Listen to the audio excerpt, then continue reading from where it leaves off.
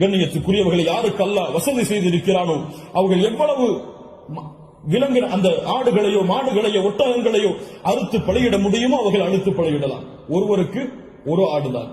ஒரு மாட்டை ஒருவர் முழுவதாக அறுப்பதற்கு அவருக்கு செல்வம் இருந்தால் வசதி இருந்தால் அறுக்கலாம்.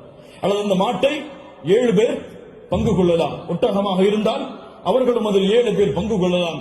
இப்படி ஒரு ஆட்டை ஒருவர், மாடை 7 பங்காக வைக்கலாம், ஒட்டகத்தை 7 பங்காக வைக்கலாம். அல்லது ஒட்டகம் முழுவதையும் ஒருவர் கொடுக்கலாம், மாடு முழுவதையும் ஒருவர் கொடுக்கலாம். 2 ஆடுகள் 3 ஆடுகள் என்று ஏழைகளுடைய கஷ்டங்களை நீக்க அல்லாஹ்வுடைய முகத்தை நாடுபவர்கள் எவ்வளவு அல்லாஹ் அவர்களுக்கு செல்வத்தை விசாலப்படுத்தி இருக்கிறாரோ அவ்வளவு அவர்களும் விசாலப்படுத்தலாம். அந்த விலங்கினங்களுடைய சட்டம் என்ன? ஆடாக இருந்தால் 1 வருடம் பூர்த்தியாக இருக்க வேண்டும், 2வது வருடத்தில் நுழைந்திருக்க வேண்டும்.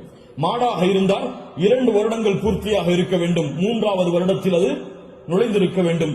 ஒட்டகமாக இருந்தால் 5 வருடம் பூர்த்தியாக இருக்க வேண்டும், 6வது வருடத்தில் அது நுழைந்திருக்க வேண்டும்.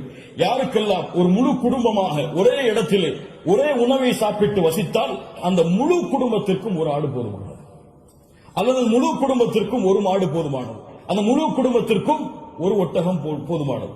ஒரு குடும்பம் மொத்தமாக ஒரே இடத்திலே ஒரே உணவை சாப்பிட்டு இருந்தால், தனித்தனியாக வேறு வேறு உணவுகளை வைத்திருந்தால் அவர்கள் தனித்தனியாக உதுஹியாவை அவர்கள் கொடுக்க வேண்டும்.